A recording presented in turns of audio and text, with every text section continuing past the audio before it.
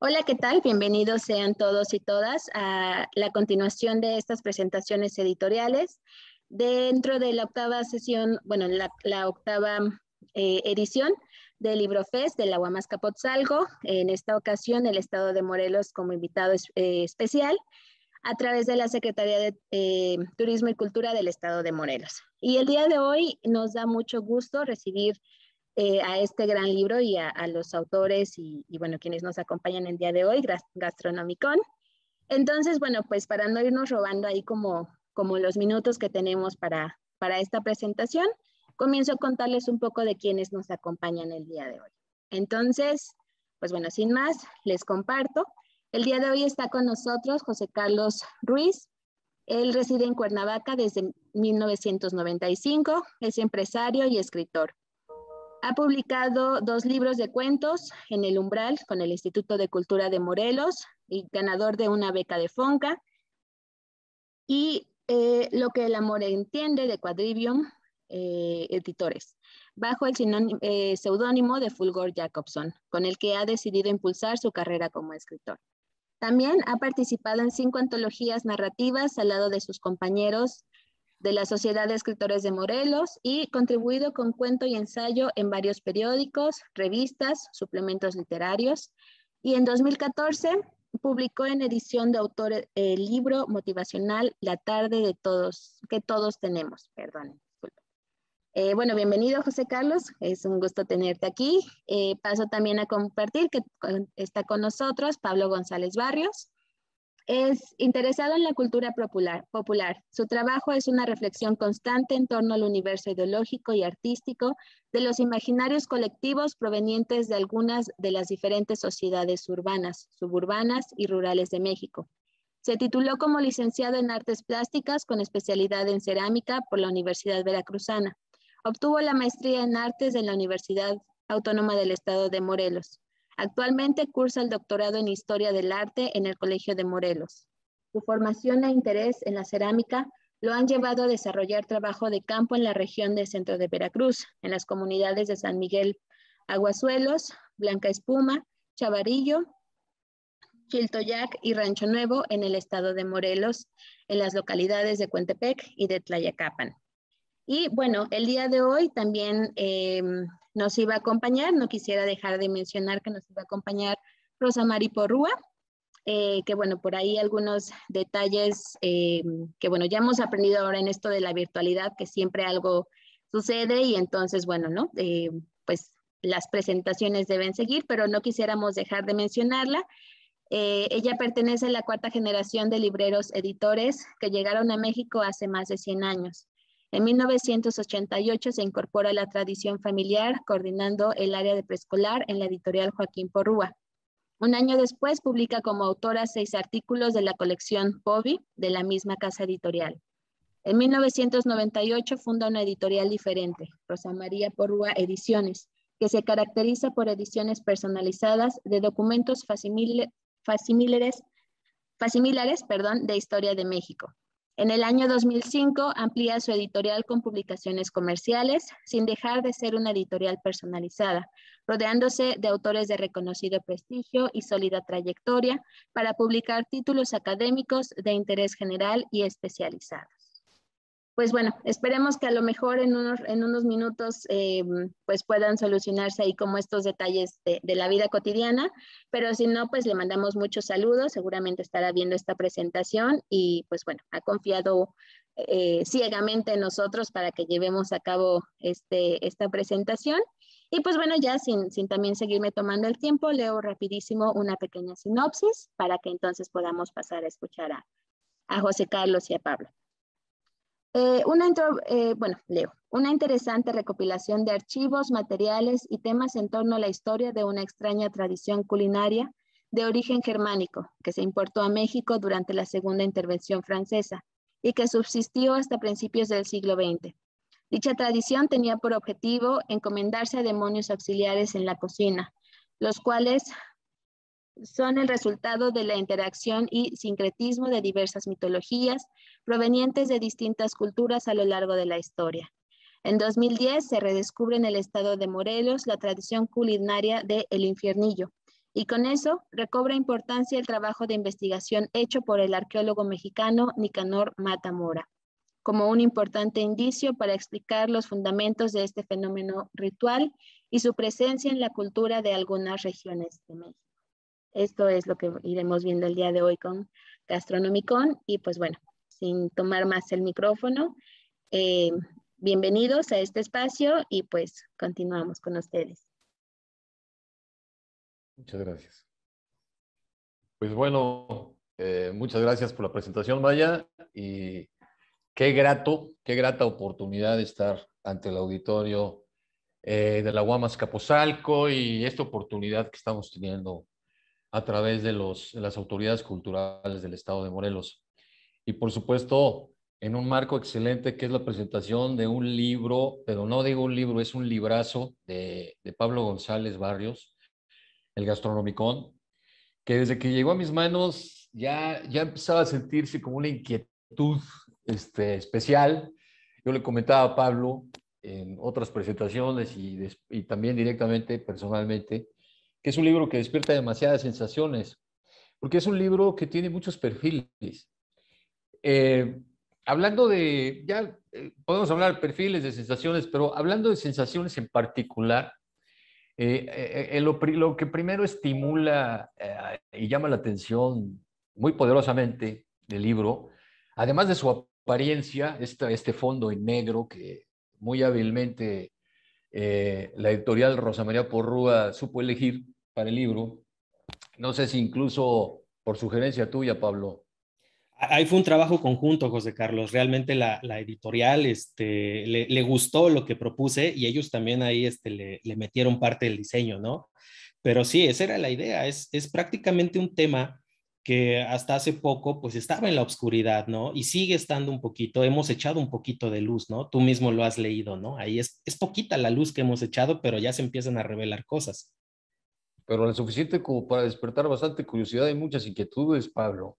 Y la editorial, perdón, el diseño es muy sugestivo, dado que te remite, y es muy a propósito, hablas de la oscuridad, ¿no? Sí, porque inmediatamente te remite a un contexto oscuro, misterioso, eh, y el nombre del libro también nos hace remitirnos prácticamente de inmediato a la tradición Lovecraftiana, ¿no? Del Necronomicon, aunque ya me has explicado tú muy doctamente que la terminación nomicon o micon se refiere a cualquier grimario o cualquier libro, cualquier recopilación cognitiva en medios impresos que trate extensamente de alguna materia. Entonces sería, en este caso, la gastronomía, el gastronomicon. Bueno, una parte de la gastronomía, el gastronomicon, ¿no? Exacto, Y ese una parte, conjunto, ¿no?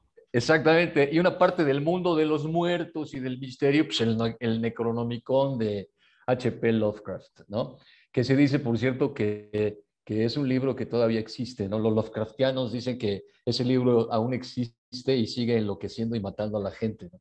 Pues haz de Entonces, cuenta que me topé con eso, ¿no? O sea, yo por eso le puse sí, el claro. Gastronomicon, porque de repente me topo y yo me topé con esta oportunidad, ¿no? De una manera muy, muy, ¿cómo decirlo? Como rara. Yo estaba investigando otras cosas en la zona oriente del estado y aquí me lleva un poquito a pensar, y qué bueno que Maya menciona, ¿no? Que yo tengo esta profesión de ceramista, pero lo interesante es que Salvador Novo, ¿no? Habla de que los ceramistas, ¿no? Cuando habla en su crónica, habla de que los ceramistas, los alfareros mexicanos, se conectan muy bien con el pan, ¿no? Y que las creaciones panaderas de México son parecidas a las creaciones complejas de arte popular de Metepec o del estado de Puebla, ¿no? Eso es muy interesante, cómo de repente me encuentro inmerso en estas cosas y encuentro correlatos con estos autores que me dan un poquito la razón, ¿no? En Sí, el sentido claro. de por qué Y, ocurren las cosas. y la intertextualidad en la que vivimos todo el tiempo, ¿no? Nos estamos dando la mano con gente que en este caso inició la investigación, don Nicanor Mata, es un antropólogo antropólogo, un arqueólogo, ¿no? Que empieza a hacer ciertas investigaciones, ¿no? A principios del siglo XX, ¿no? En Sí, 1900 y fracción, ¿no? todavía un México porfiriano. Un México porfiriano, en un México porfiriano muy sacudido, todavía con extensísimas zonas por investigar, por descubrir. Y creo que a Nicanor esto es lo que le pasa, ¿no? De pronto se engancha en una pista que lo lleva a otra y a otra, y finalmente es cuando da con este horno, ¿no? Que él empieza a desenterrar, y es cuando también te das cuenta, vienen otras sensaciones, ¿no? Aquí es la sensación del asombro, ¿no? Todo lo que estará todavía enterrado, Pablo, todavía los secretos y los conocimientos porque aquí desentierra un horno, muy rústico y demás, pero también a la vez desentierra una tradición que resulta ser que tiene lazos con un pasado germánico, ¿no? Al otro lado del océano, muy antiguo. Entonces eso nos hace remitirnos a rituales que son todavía bastante precristianos, ¿no? Son antes de Claro, Cristo, y que nos nos universalizan a partir de un descubrimiento que se da en tierras morelenses, ¿no? claro.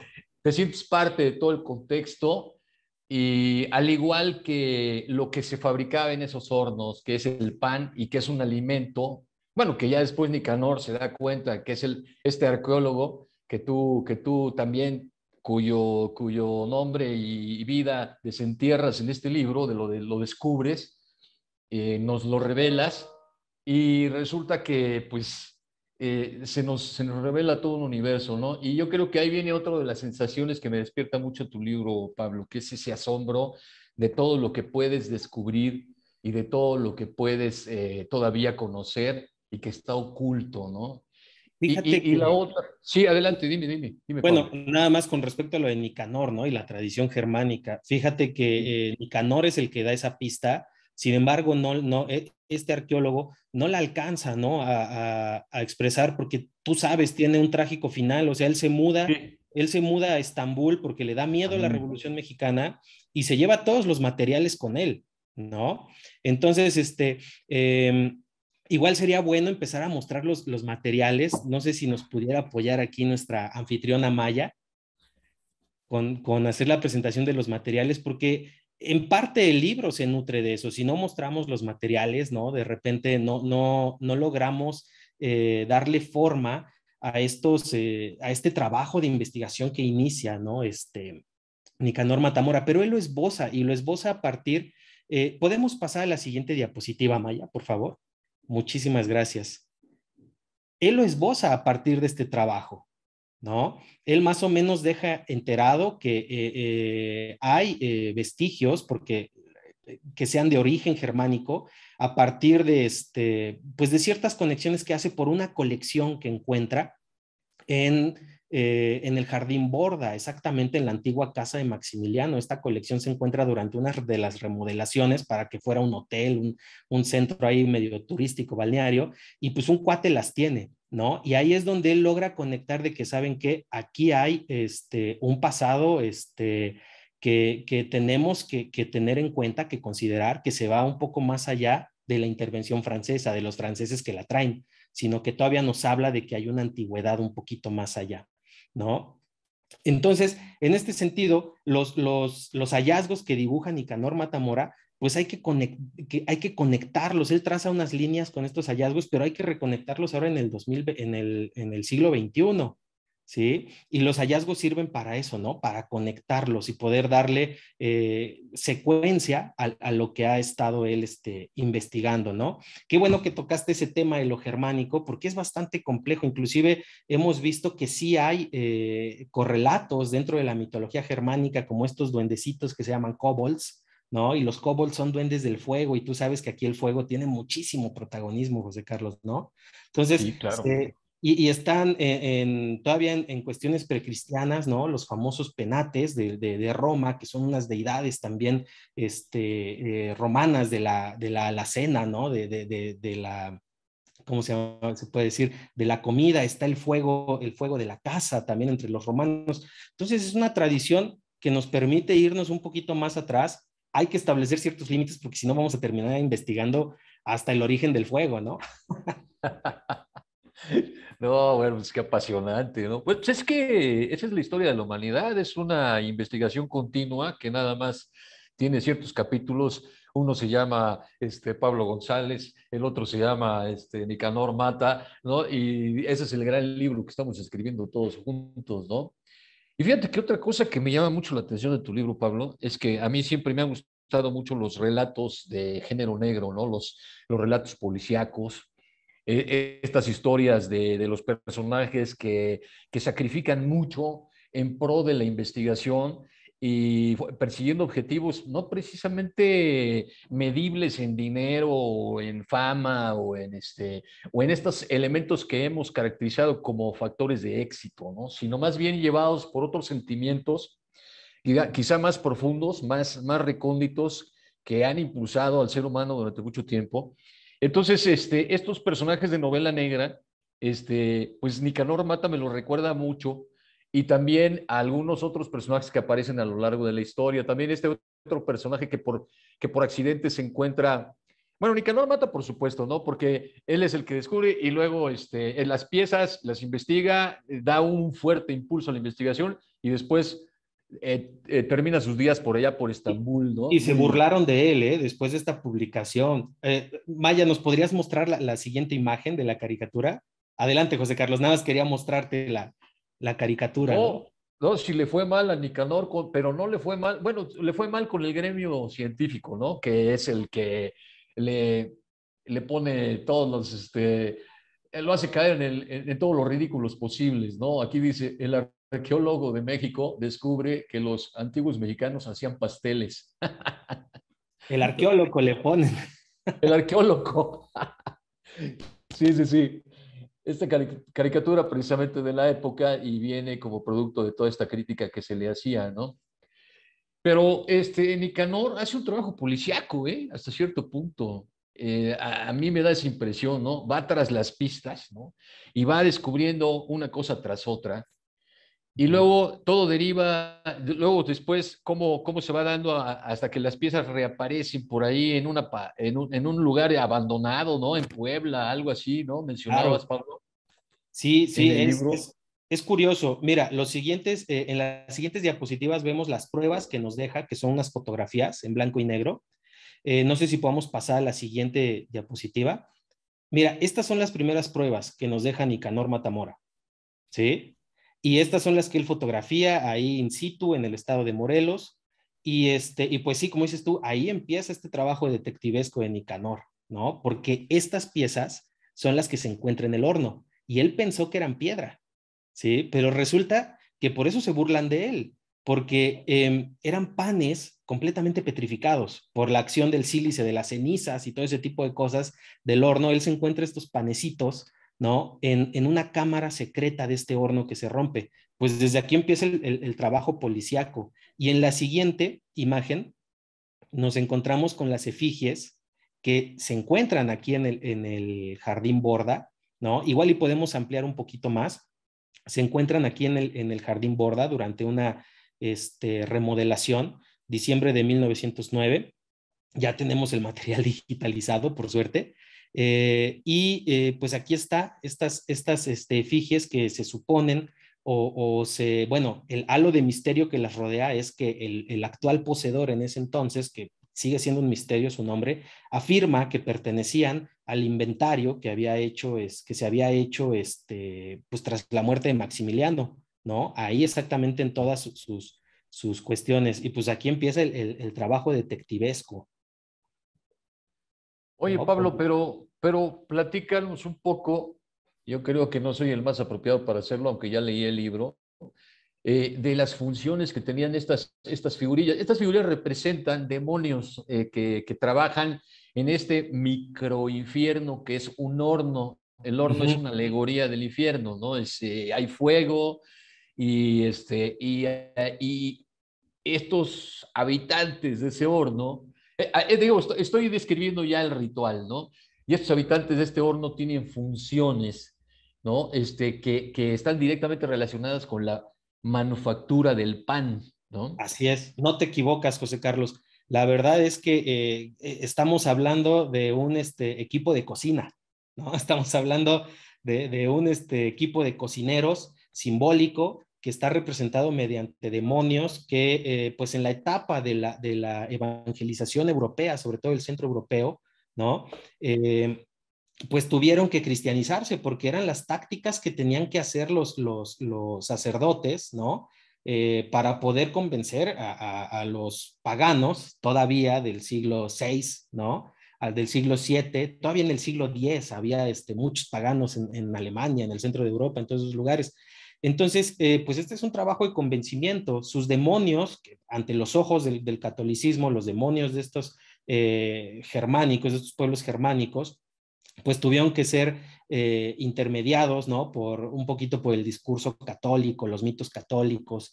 Y entonces lo que hacen es que si eran demonios del buen comer, lo registran. Hay registros que hablan de que son demonios del buen comer entre estos pueblos germánicos de este lapso de siglos, ¿no? Del 7 al 10, ¿no?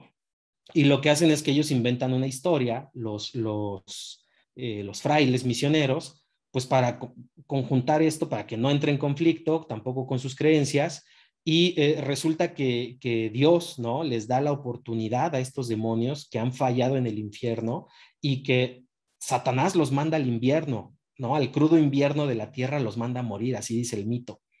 Y entonces, pues Dios, que es muy misericordioso, los adopta y les dice, bueno, yo les voy a replicar un infiernito, pero ustedes tienen que servir a la humanidad. Y a partir de ahí se intermediaron ya como los términos, ¿no? Okay. Entonces ahí es donde nosotros encontramos en esta evangelización de la Europa de la Edad Media, ¿no? De la Baja Edad Media, encontramos, ¿cómo decirlo? Pues el surgimiento de un mito de raíces germánicas, pero ya cristianizado, ¿sí? Y estos demonios, entonces, pues el único lugar en el que pueden vivir y que se parezca a un infierno, pues es el horno. ¿Y cómo van a servir al ser humano? Pues alimentándolo bien, ¿no? Claro. Por ejemplo, pues algo que apunta, por ejemplo, uno de los escritores que aquí aparecen también, que es Armando Durán Arce, él tiene que fue por lo que me interesó mucho, también tiene una columna que dice que a final de cuentas una cocina se parece a estas pinturas del infierno, ¿no? Donde están torturando a la gente. Igual para él le quitan la piel al pollo, al cerdo, lo empalan, lo meten al fuego, Correcto. es decir, es una serie de torturas que nosotros no En nos la, damos. Sí, en la cocina hay mucha brutalidad, ¿no? exacto, ¿No? ¿no? Es esa brutalidad expresa de la cocina y que pues Armando Durán Arce en los años 80 dice, a raíz de que se encuentra esto y también le interesa el tema, ¿no? Él dice, pues es que yo no veo diferencia o no encuentro ahí una incoherencia en decir que los demonios son los adecuados para llevar a cabo estas tareas, ¿no? Entonces, Claro. cada uno tiene un cargo. Es más, si podemos pasar a las siguientes imágenes, vamos a ver eh, los cargos que desempeñan. Bueno, aquí, por ejemplo, estas imágenes son ya actuales, ¿no? De cómo se ven esos panes que encuentra Nicanor Matamora en el horno, en este horno viejo que él primero piensa que son ruinas primero prehispánicas, después virreinales y al final de cuentas dice, no, pues no sé qué tengo, pero es valioso, ¿no? Sí. Estas son las efigies, ¿no? Las que aparentemente, de acuerdo al antiguo propietario antes de Nicanor Matamora, habían pertenecido a parte del inventario de Maximiliano. Vamos, de esto lo único que tenemos es ese comentario, pero habrá que comprobar, ¿no? Sí se sabe, hay textos de Rodolfo II, este rey de Praga, de República Checa, que ya sabes, era una persona muy depresiva, ¿no? Y constantemente estaba tratando de ayudarse de alquimistas del siglo XVII para pues, vencer su tristeza. Es Entonces, que uno de los... sí, ¿Sí te escucho? Es que si visitaras el castillo de Praga, te darás cuenta, te explicarías por qué de repente caería en depresión. No, amén de Entonces, que la ciudad es hermosísima, pero bueno, el castillo es un poco depresivo.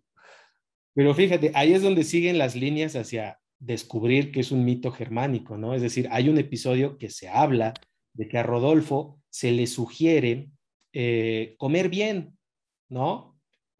Comer de una manera adecuada y de esa manera entonces ingerir medicina, digo, ingerir alegría.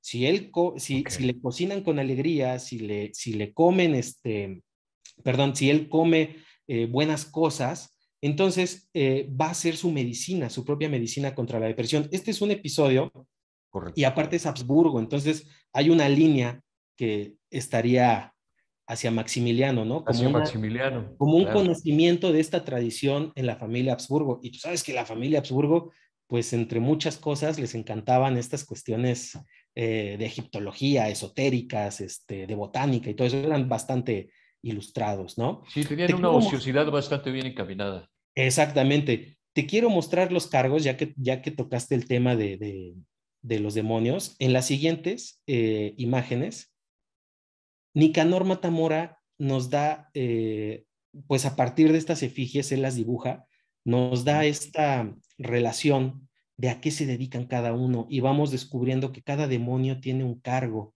Pareciera que es casi Escoffier, ¿no? El gran chef, fue el que hubiera diseñado esta estructura, ¿no? De cocineros, pero cada demonio en sí tiene un cocinero. Este es el principal, aquí en México se le conoce como el principal. ¿Cómo se llama? Pues el nombre con lo que los franceses lo traen es Donosifer, ¿sí? Debe ser algo como Donosifer o algo así, ¿sí? Pero Nicanor Matamora lo escucha así, ¿no? Entonces, él se puede decir que es el chef, tiene el papel del chef. Él revisa, él al momento de hacer una horneada, él tiene que ir en medio del horno, ¿sí? Pero esas son diferentes aportaciones, ahorita te las voy a explicar. En la Digamos que siguiente imagen, él es el coordinador de él de es la el mero factura. mero, Ok. ¿no? Pero Sí, esto el explica chef. las efigies, y estas efigies no las vemos en la tradición francesa, sino que estas solamente están en la tradición, pues, de los Habsburgo. Por lo menos se sabe que en los Habsburgo había otra colección de estas, ¿sí? Este Ok. es Satapán, ¿no? Que en francés habría sido Satapán, y en México se le conoce como el hacedor, ¿sí? Se mexicaniza y tiene que ver con las manos. Él es el único que trabaja con las manos. Esto aquí lo registra Nicanor. En la siguiente imagen, quizás es más germánico, Bredesbel, y vendría de Brodesbel, ¿no? Ok. Y él prácticamente, si tú te das cuenta, todos tienen panes en la cara, ¿no? Este tiene un croissant en la parte de arriba, ¿no? Como Pues una es corona, que como cuernos. otra cosa que nos hace sospechar es que nos hace sospechar que sí hay una línea de los Habsburgo, es que pudo haber sido hasta, pues se ve algo medio archimboldesco, ¿no? Como si fuera un trabajo de Archimboldo. No quiero dar esa Ok. conjetura, pero a final de cuentas nos recuerda un poquito y habría lógica de que algo así hubiera existido en la corte de Rodolfo II, ¿no? De Rodolfo II. Ok. Este demonio se dedica, ya iba a decir cuate, pero sí se le conoce como cuate porque tiene cuerpo de serpiente. Entonces viene de Ok. Coatl, esa es la De Coatl, mexicanización. claro. Exactamente. Y él, se supone, lo que nos dice Matamora es que él arrastra su vientre y sopla un vapor. Él se encarga de los alimentos vaporizados. ¿Sí? Ahora, En la siguiente diapositiva vemos a Satán, que ya sería, este sí es muy francés, se oye muy francés sí, del este ya término. se afrancesó bastante, claro, por supuesto. Aquí es donde ya se nota la influencia francesa del ritual, ¿no? Exactamente, en el cambio de los nombres. Hay algunos nombres que permanecen como muy germánicos, hay otros que empiezan a cambiar hacia lo francés, ¿no? Porque yo creo que aquí cabe un comentario, Pablo, para Adelante. un poco nada más para precisar el dato, de que este ritual todavía es de una aplicación muy reciente, ¿no? Estamos hablando de que de que durante la intervención francesa todavía se está, por eso llega aquí a México, como ya lo habías explicado, pero nada más lo quería yo recordar, llega a México con los cocineros franceses, ¿no? De la intervención y bueno, también de la gente que venía con Maximiliano. Entonces, todavía en el siglo XIX se hacía pan y a principios del XX se hacía pan con estos rituales, todavía formaban parte los demonios del infiernillo, del horno de purificación. Sí, la verdad es que por eso se vuelve común en una parte de México, sobre todo en la parte oriente, Puebla, Veracruz, Tlaxcala, pues ni se diga, Morelos y la parte norte de Guerrero, Estado de México y DF seguramente también, no tenemos indicios de que ahí haya habido, pero seguramente, digo, por la cuestión de cercanía, ¿no? Pero, pues bueno, los franceses, como bien dice Jan Meyer, él hace un censo de los franceses que llegan durante la intervención francesa y resulta que apenas pisan tierra, como todos son muy jóvenes y son solteros, casi casi, apenas pisan tierra y se escapan, ¿no?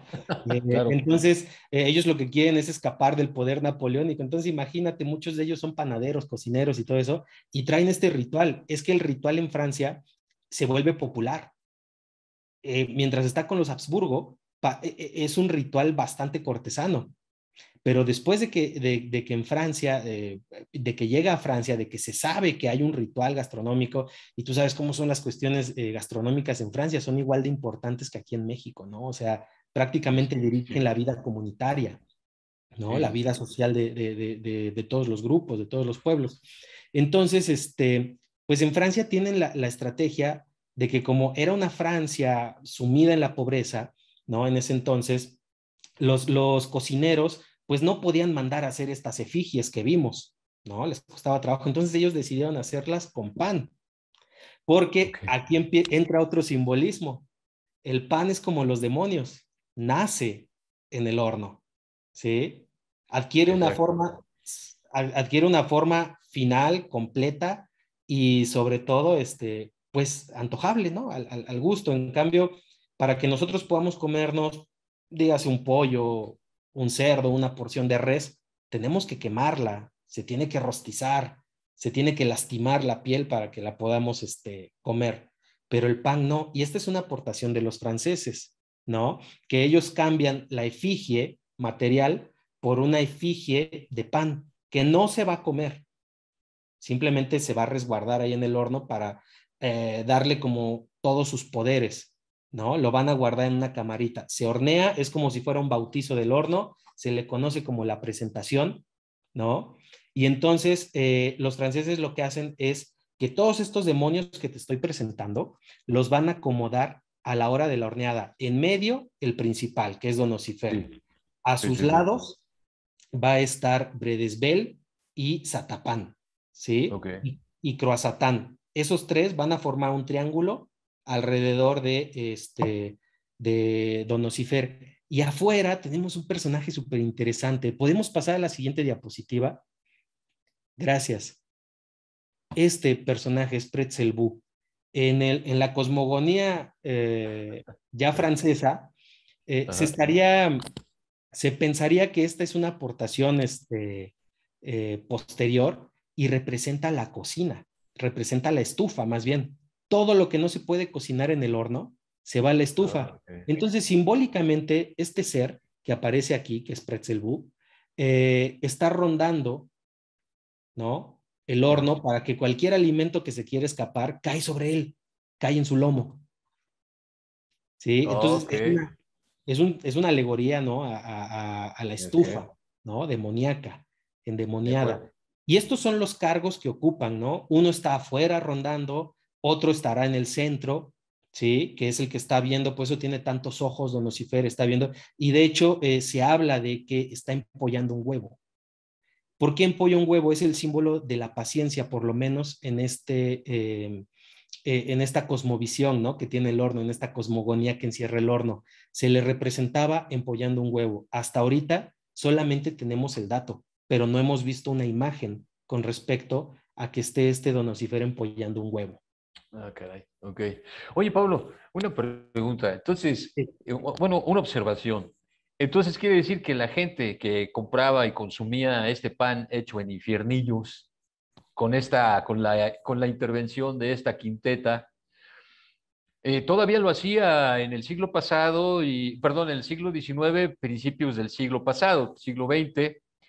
Eh, Oye, ¿no te produce eso una sensación terrible de nostalgia? Es decir, ¿a qué sabía ese pan? O sea, ese pan estaba supervisado por este ritual, por esta quinteta, a manera de que no se malograra de ninguna forma. Entonces, en el momento en que empezamos a olvidar esta tradición, este ritual, yo no sé qué tan olvidado esté, porque no conozco los códigos secretos de los panaderos actuales, ¿no? Aunque dudo mucho que siguieran practicando algo parecido a esto. Eh, entonces, en el momento en que se pierde, ya no tenemos un pan supervisado más que por el oficio del panadero, ¿no? Del panadero humano, pero no tenemos esta como quinteta suprasensible, del más allá, haciéndole el favor al panadero de que todo salga perfectamente bien, ¿no? Y eso nos produce como un sentimiento de terrible nostalgia, por lo menos a mí, de decir, oye, el pan del siglo XIX y de principios del XX de algunas regiones del país era un pan que estaba completamente ligado a las fuerzas demoníacas positivas que reinaban en el horno, ¿no? Y ahora ya Así estamos desamparados, Pablo. Pues mira, aquí en México, por lo menos los testimonios, así como dices tú, sí se practicó durante un buen tiempo y ahorita sí, a mí también me produce una tremenda nostalgia, ¿no? Que se haya perdido, pero pues prácticamente la cultura es así, ¿no? Se va Sí, claro, moviendo, es casi es como cambiante. si fuera un ser vivo, ¿no? Hasta tiende a morir, ¿no? Nace y muere, pero bueno, en eso, pues no, su vida fue corta aquí en México, fue alrededor de unos 60 años, desde 1967, de 1867, ¿no? O un poquito antes, justo era 1862 por ahí, hasta 1918, 17, que es cuando tenemos registro de un mito de un pueblo que se salva exactamente por estos demonios, es un milagro que ocurre a raíz de estos demonios. Ahorita te lo cuento más o menos cómo es ese mito, ¿no? Pero me gustaría mostrarte las imágenes de este trabajo panadero. En la siguiente imagen, pues estas son las más actuales, ¿no? Estas son las que yo consigo en el 2010 O con sea, un se panadero. siguen haciendo. Se seguían haciendo y es más, te puedo decir que las hicieron prácticamente nada más porque yo se lo pedí, ¿no? A este Ok. panadero. Primero, este señor que yo conozco, y esto nos va a volver a remontar a que yo estaba revisando algunas tradiciones alfareras de la zona oriente para ver si había, claro que la hay, ¿no? Pero quería verla de manera más precisa, más fiel, algunas influencias de la Mixteca poblana en esta parte del oriente de Morelos, ¿no? Que es Azochiapan, que es un lugar recóndito. Bueno, por recóndito me refiero a que está en una situación aislada, ¿no? Sí, sí, sí. Y me Ujú. encuentro a un alfarero que está trabajando y empieza a hablar de cosas de panadería, ¿no? Él empieza a decir que qué chistoso se le hacía, que en la cerámica, que en la alfarería se usaba el término bizcocho, ¿no? Por ejemplo. Y me fui dando cuenta que este señor empezaba a hablar de panadería, me interesó un poco más su vida y me habla, ¿no? De que él sabe de un ritual, ¿no? Me lo informa. A partir de esto, yo empiezo a conectar, este es mi primer acercamiento con el ritual. Yo empiezo a conectar con Armando Durán Arce, que tenía ya la colección de Nicanor Matamora, y a través de él me entero de Nicanor Matamora, ¿sí? Entonces, pues este señor en el Ok. 2010, García Barrera, ¿sí? De Azochiapan, de una comunidad, pues que, mira, hoy en día era un pequeño poblado, era un pequeño asentamiento, ¿no? Pero hoy en día está ahí en disputa entre que si es de Puebla o es del estado de Morelos, ¿no? Por lo menos Morelos. él se presentó a mí como que era del estado de Morelos. No estamos hablando de ninguna de las comunidades de Azochiapan conocidas como Quebrantadero o la misma cabecera municipal. No, es un lugar un poquito muchísimo más alejado, que fíjate, en tiempos pasados se llamaba La Islada. Así se llamaba ese pueblito, él me lo dijo, Ah, ok. ¿no? Exacto. Y Haciendo lo que, referencia a este difícil acceso que tiene. exactamente. y posteriormente se llamó Ignacio, San Ignacio, pero no el San Ignacio común, sino este panadero, ¿no? Él tenía el testimonio, guardaba el testimonio del infiernillo porque su abuelo, durante la Revolución Mexicana, ¿sí? Para esto, el señor Ignacio Gracia Barrera, de ahí, al que yo conozco, pues ya tenía 80 años, ya falleció ahorita, ¿no? Y falleció, pues, lamentablemente en una situación pues no tenía a sus familiares, ¿no?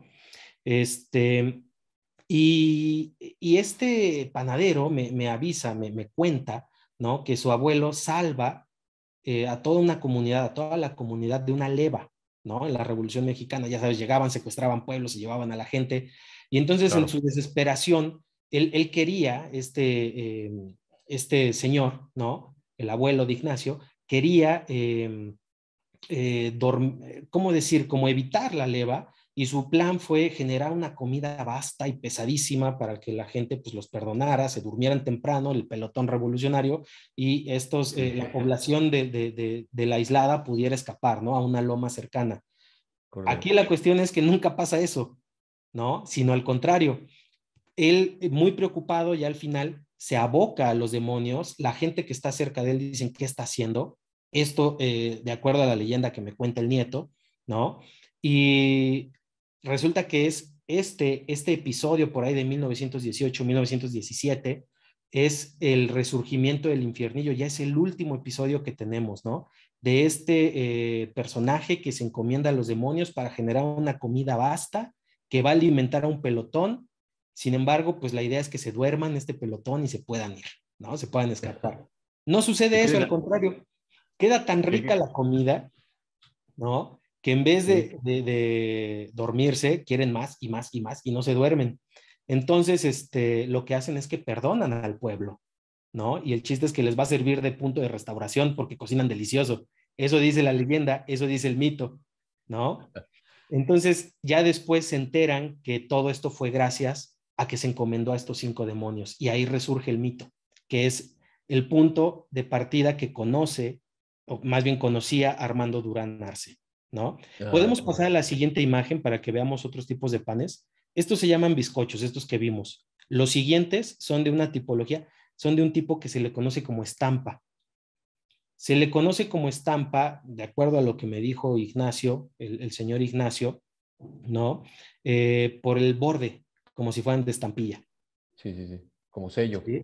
Como un sellito postal, exactamente. Ujú. Y son los únicos panes coloreados, ¿sí? Además, Estos sí. panes no son comestibles. Bueno, te los puedes comer, pero llevan otros ingredientes que no los hacen sabrosos, ¿no? Sino aquí el chiste es que estos panes se hacen al momento de inaugurar un horno. Son los primeros panes, es la primera horneada. Y después de que se queman estos panes y hemos hecho que nazcan los demonios ahí, se van a guardar en una cámara, pues un poquito secreta, que se encuentra abajo, ¿no? Del piso pues de la cámara interna del horno, lo que vendría siendo el piso. Ahí se guardan y ya se supone que ahí ya hemos provisto al horno con estas bondades demoníacas. La siguiente imagen, estas son las maneras de hacer la primera hornada, de los panes de la primera hornada, ¿no? Se le conoce como escena y van reunidos todos los demonios en un mismo pan. Ah, claro, ahí están Pues todos. cómo no me voy a sentir nostálgico, digo, esto ya nadie más lo está haciendo, ¿no? Ya nos dejó esto el señor Ignacio, ¿no? Que era Sí, sí. nieto de este Ignacio de la Revolución. Y pues bueno, volviendo al mito, el antiguo pueblo de la Aislada, ya ves que te dije que cambia el nombre a San Ignacio, pues es de Sí. esta religiosidad popular típica de la Revolución, ¿no? Que vuelven santo al que los ayuda. Entonces, San Ah, Ignacio, el claro. nombre de San Ignacio del pueblo, que el título, por ejemplo, aquí dice, ¿no?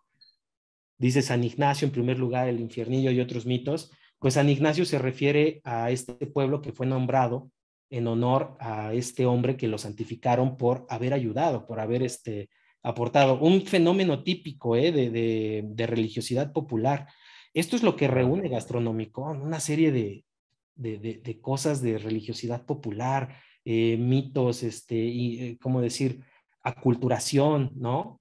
Pero No, no mira, le... es una manera, Pablo, de eternizar el bien, ¿no? De alguien que hizo el bien, alguien que es positivo para una comunidad, ¿no? En este caso, don Ignacio, al momento en que muere, pues ahí terminaría todo su proceso, pero no, la gente no lo permite, entonces por eso lo santifica, lo eterniza, y entonces ya ese efecto positivo queda ahí arraigado en el ideario religioso de la población y por lo tanto don Ignacio sigue teniendo vigencia y sus acciones y sus resultados siguen teniendo efectos, ¿no? Entre la población. Por eso es que yo creo que se hace, se hace este tipo de rituales. Al igual que tu libro, Pablo, tu libro es precisamente, yo así lo veo, y es otro sentimiento que me despierta, lo veo como un acto de fe, porque es precisamente esta nostalgia que nos produce estos rituales por lo que, por la bondad, por el beneficio que producían o que pretendían producir entre quienes los practicaban y quienes consumían el pan en comunidad. Eh, Al momento de que empezamos a ver que se debilitan, que se pierden, ¿sí? Surge la nostalgia y entonces sobreviene el sentido de la fe, el sentido de la necesidad de preservarlos de alguna manera y creo que eso es precisamente a lo que tú estás reaccionando más allá de tus instintos de investigador y de artista y de profesional en esos ramos. Yo creo que también está un sentido de fe muy fuerte, en el sentido, me refiero a un sentido de fe en cuanto a espiritualidad, ¿no? Es decir, en cuanto a la necesidad de tener estos beneficios, estos efectos, estas irradiaciones de salud, ¿no? De holísticas, ¿no? De sanación, para que puedan perdurar y que en algún momento lleguemos a materializarlos de alguna otra manera, ¿no? No dejarlos perder, este, no solamente como un conocimiento, sino también como una práctica, probablemente, ¿no? Claro, y bueno, en efecto es, ¿no? Conservar esta esperanza, esta fe, ¿no? Que la tuvieron los anteriores. Es decir, este es un trabajo de tres personas. Lo hizo Nicanor Matamor en su momento. Armando Durán Arce, pues, recabó esta colección, ¿no? Y Correcto. escribió algunas columnas, ¿no? Pues, en periódicos independientes de la ciudad de Puebla, ¿no? Y pues finalmente me toca a mí, ¿no? Quién sabe a quién le toque después de llevar este acto de fe. A lo mejor encuentran más rasgos de Gastronomicon. Yo te quiero Seguramente. compartir en esta fe, ¿no? Que se les tenía a los demonios, en esta fe que también es parte de ellos, que bueno, de los creyentes. En la siguiente imagen, fíjate, estas herramientas son muy bonitas, se les conoce como sellos, son palas de panadero, y si tú alcanzas a ver, estas pues me las obsequió el señor Ignacio, ¿no? El mismo panadero en el 2010 que lo conozco y hace estas piezas a petición y pues para que funcionen para este libro, ¿no? Ah, qué Estos sellos generoso. son tan antiguos que parecen haber sido de su abuelo, eso me dice él, estamos hablando de que vendrían desde la Revolución Mexicana, están amarrados con un pedazo de trapo, de tela, ¿no? Enmantecado, con ceniza, sí están sujetados a unas varas irregulares de árboles de la región, pero estas placas están tallados con los demonios.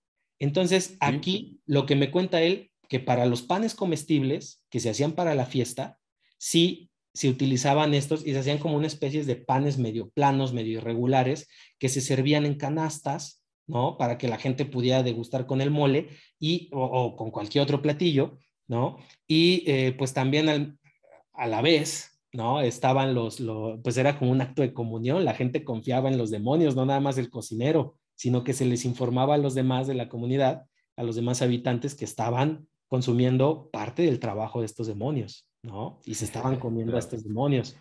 Entonces, imagínate estos panes irregulares, ¿no? Con un sellito ahí sobresaliente, horneado, y pues tú Sí. comiendo algo, ¿no? A partir de eso. Mira, te muestro la siguiente imagen para que veas cómo se ven en su totalidad. Ah, claro, ahí está ya. Ajá. Este está roto. Totalmente rústicos. totalmente rústicos, ¿no? Y lo que me cuenta él es que a sus abuelos parece que eran, pues bueno, vivían en condiciones bastante precarias sus abuelos, ¿no? Y lo más a lo que pudieron aspirar fue una cama, y que durante una inundación la cama pues terminó destrozada, pero no se quisieron deshacer de ella, entonces la hizo parte de su trabajo, este abuelo, ¿no?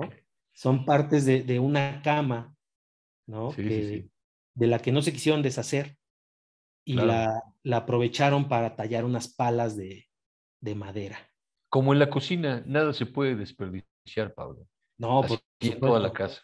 por supuesto que no, no se puede desperdiciar nada. Y bueno, de estos panes también me informa, fíjate, esto es muy interesante, que parece que se hacían efigies grandísimas de estos demonios. Por grandísimas no te quiero decir de 2 metros, pero por Sí, lo menos gigantescas. de, Ajá, de 50 centímetros a 1 metro se estaban haciendo efigies en un horno, y se correcto. sentaban en la mesa, las sentaban en la mesa, ¿no? De la fiesta, como si fueran invitados también.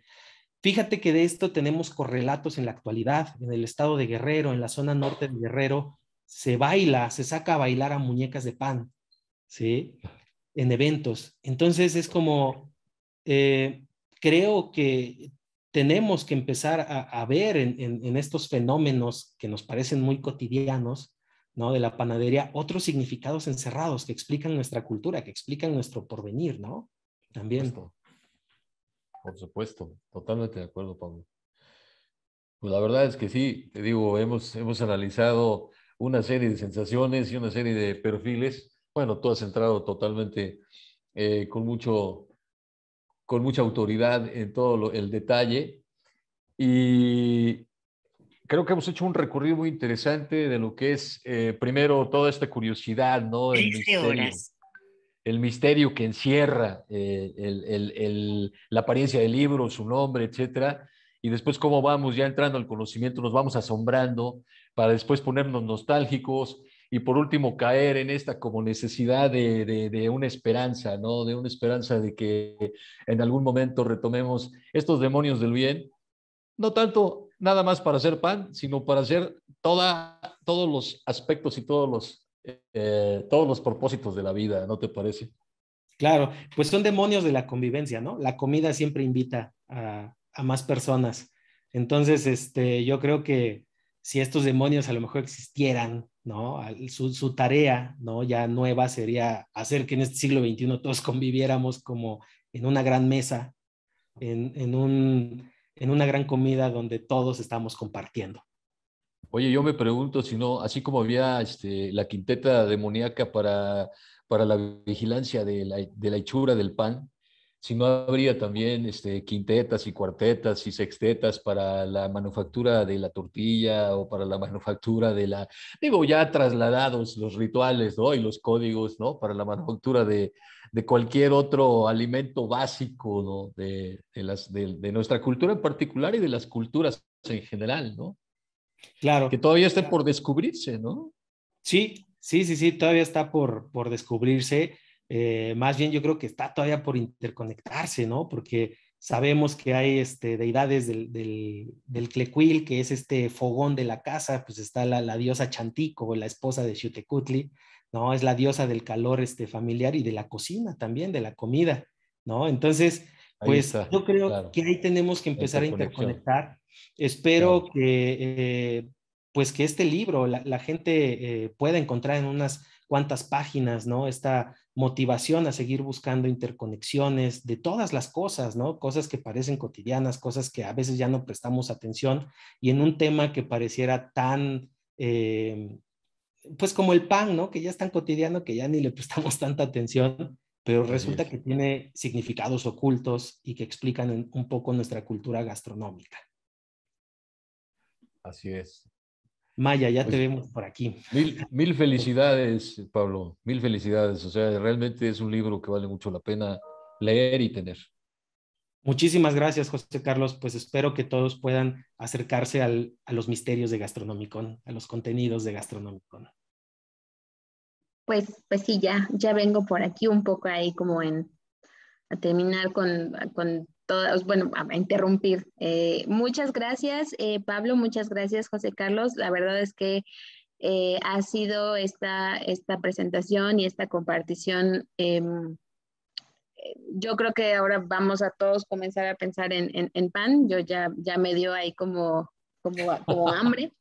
Muy Y bien. claro, ¿no? Como mencionan toda esta nostalgia y bueno, ¿no? También es tan cotidiano y además, pues como otros procesos que anteriormente eran comunitarios, pues ahora es eso, ¿no? Ya nadie se pregunta quizá de dónde viene el pan, ¿no? O con toda esta industrialización bueno, bueno, personalmente es un tema también maravilloso. Mi familia es panadera de 3 o 4 generaciones, entonces, bueno, ¿no? Ah, caray. Ha Pregúntales sido, si no saben de los demonios. sí, exacto, ¿no? Entonces, pues ya ahora sí que más que estar pendiente al tiempo, me quedé toda encantada con la presentación, así que pues muchas gracias, Pablo.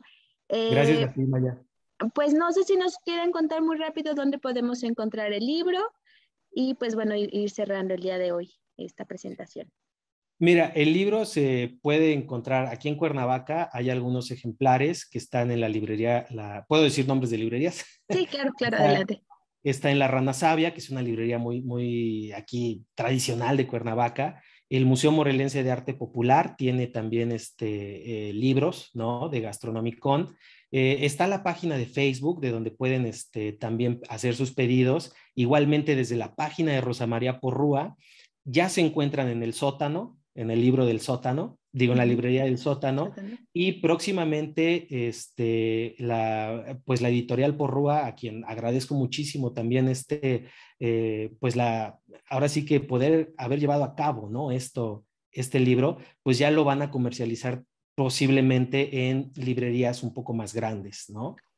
Pero por lo mientras, todo ese listado es en donde se pueden conseguir, Ok. ¿sí?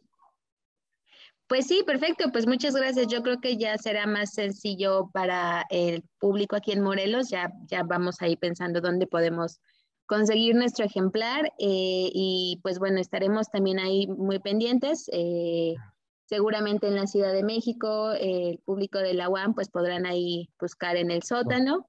Y pues bueno, ¿no? Esperemos también quizá para esas fechas o estaremos compartiendo en Facebook esta información para que también los y las interesadas puedan obtener su ejemplar del Gastronomicon. Claro, igual y la Secretaría de Turismo y Cultura se quiere llevar unos ejemplares, ¿no? Para los de la UAM. Sí, sí, sí, claro, pues veamos ahora a partir de todas estas alianzas y todo este trabajo en conjunto, seguramente algo ahí podamos como ir haciendo y seguramente habrá quedado muchas personas interesadas en este libro y pues en todo esto que nos has compartido el día de hoy. Eh, pues eso, muchas gracias. Pues no sé si alguien quiera decir algo más o pues nos vamos despidiendo. Muchas gracias por todo y fue un placer estar con ustedes y acompañar a Pablo en esta presentación. Igualmente, muchísimas gracias, José Carlos, por haberme acompañado, por haber introducido este libro, ¿no? A la comunidad de la UAM, ¿sí? Y Maya, pues muchísimas gracias por ser nuestra anfitriona, ¿no? Y representante de la Secretaría de Turismo y Cultura.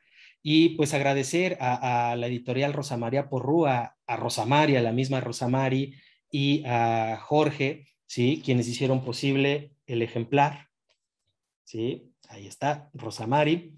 Entonces, pues ya saben, ¿sí? Muchísimas gracias. Pues muchas gracias a todos, muchas gracias a quienes se quedaron con nosotros, estuvieron el día de hoy en esta presentación. Les recordamos que todavía siguen las actividades en esta 8ª edición del Libro Fest, todavía podrán encontrar otras actividades del estado invitado, que es Morelos.